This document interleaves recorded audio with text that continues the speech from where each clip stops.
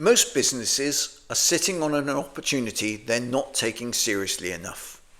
Email. One of the simplest ways to reframe how you think about it is this. Look at what bigger businesses are doing. Take Tesco. They don't send one email a month and hope for the best. They show up consistently, often 3 or 4 times a week. Not because they're trying to annoy people, but because they understand something fundamental. Frequency drives familiarity, and familiarity drives sales.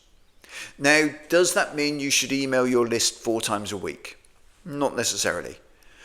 But it does challenge the common business mindset of we don't want to bother people. Because here's the reality. It's not your customer's job to remember to buy from you. It's your job to remind them. If you're not showing up regularly, weekly, fortnightly, even monthly at a minimum, then you're effectively leaving revenue on the table. You're allowing competitors who communicate more consistently to stay in front of mind while you fade into the background. And in most markets, the business that is remembered is the business that gets the sale. There's also a misconception that stops many small businesses from leaning into email properly. GDPR. Yes, compliance matters. Yes, you need to do it properly. But in practice, it's often less restrictive than people assume.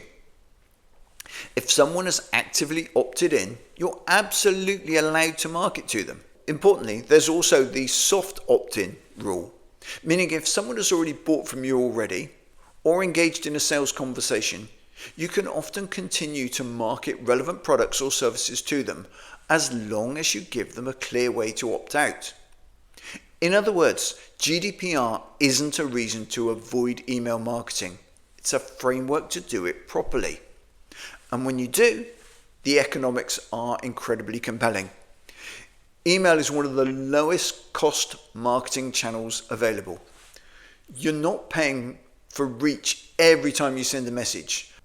Once you've built your list, the cost of communicating with it is minimal, but the upside is significant. In fact, in the UK, email marketing regularly delivers around £36 to £42 in return for every £1 spent. Very few channels come close to that level of return. And that's why larger businesses invest in it heavily. Not because it's new or exciting, but because it works. For smaller businesses, this creates a clear opportunity.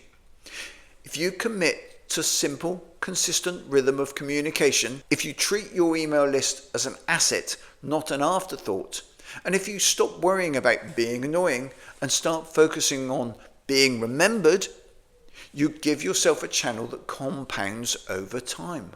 More visibility, more trust, more repeat business, and ultimately more predictable revenue without constantly needing to chase new leads. And that's the real power of email for businesses of all size. If you'd like to discuss your email marketing and how it can work more effectively for your business, please do contact the Daneswood team.